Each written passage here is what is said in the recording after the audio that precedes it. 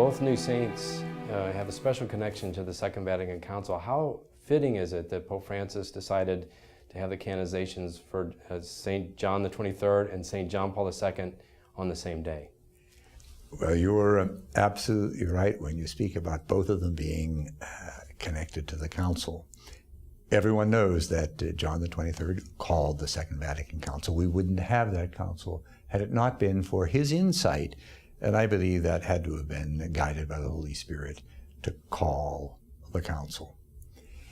And then John Paul II, at the Mass he had in the Sistine Chapel, in the Mass immediately following his election, that is the morning after, while the conclave fathers were still in conclave, because he told them the night he came in off the balcony that he would not terminate the conclave until the next morning after Mass. At that Mass, his homily was all about how he saw his pontificate as the implementation of the Second Vatican Council. And then, for almost 27 years, he went about doing it. And I think if you're looking for signs of that, his very first encyclical, Redemptor Hominis, lays out his vision of what the Gospels and what the Council said. And then one after another, in encyclicals and post-synodal apostolic exhortations, he touched on just about everything the Council talked about and how it's being implemented today. He was the Pope of the implementation of the Council, just as John was the Pope who called it. And when he first appeared on the balcony in 1978, Pope John Paul II, you were there, and also at his installation Mass as the new Holy Father. What sticks out most in your mind about those? It must have been an electric moment. It was such an exciting time. First of all, to have him step out onto that balcony, but his Mass, the Mass when he initiated his pastoral ministry as shepherd of the Universal Church, as the Vicar of Christ, when he came out of St. Peter's onto that great platform in front of St. Peter's Square, this vigorous 58-year-old Pope who just exuded the energy. And then I think we all remember the words of that initial homily, words that he repeated over and over and over again.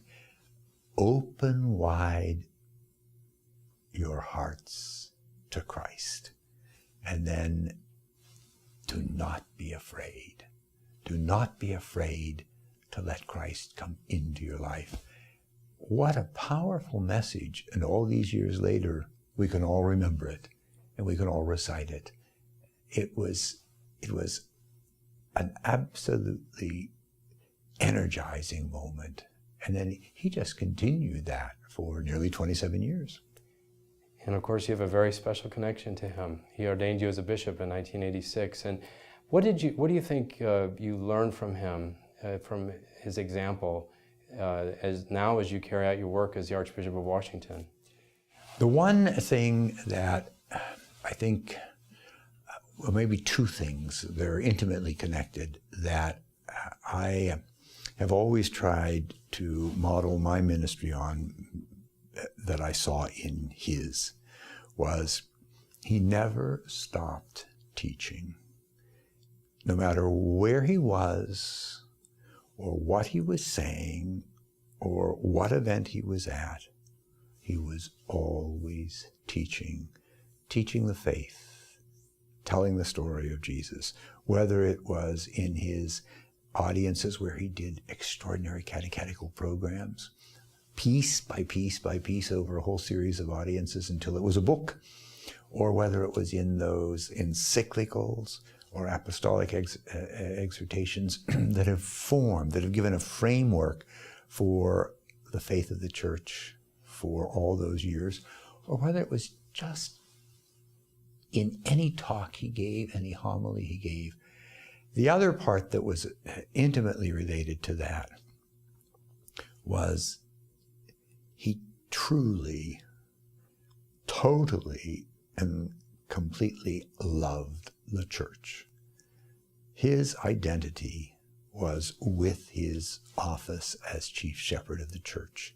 And I think that's important for all of us who are in ministry to emulate. Our task is to teach, to proclaim the gospel, but we have to see ourselves as identified completely with the church and her mission to teach the word, proclaim the word, celebrate the sacraments, and do the works of charity.